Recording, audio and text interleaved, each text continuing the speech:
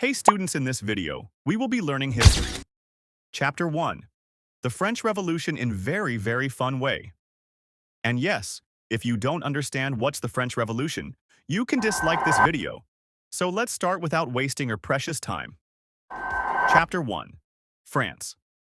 Before the Revolution, the not-so-fair fairy tale. Before 1789, France was like a badly balanced pizza.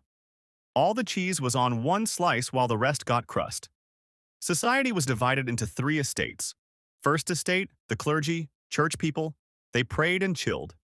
Second estate, the nobles, lived in palaces, collected taxes, paid none. Third estate, everyone else, farmers, workers, lawyers, and even rich merchants. They paid all the taxes.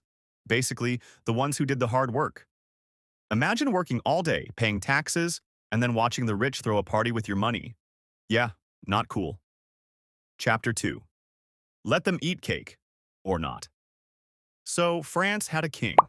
His name was Louis XVI, a guy who wasn't the sharpest sword in the drawer. He spent money like there was no tomorrow. Wars, parties, palaces, you name it. And then there was his queen, Marie Antoinette, who was kind of famous for allegedly saying, "Let them eat cake" when people had no bread. Meanwhile, the country was broke. No money. Nada. So what did the king do? He taxed the already overtaxed people more. Genius, right? Spoiler. The people didn't love that plan. Chapter 3. The spark that lit the fire. Louis called a meeting called the Estates General in 1789. Think of it as a big group chat between the three estates. But here's the twist. Each estate got one vote. So, first and second estates teamed up and said no to reforms. Third estate outvoted. Again. But the third estate was done. They stormed out and formed their own group, the National Assembly. That's like saying, fine, I'll make my own group, with blackjack and equality. They swore the tennis court oath.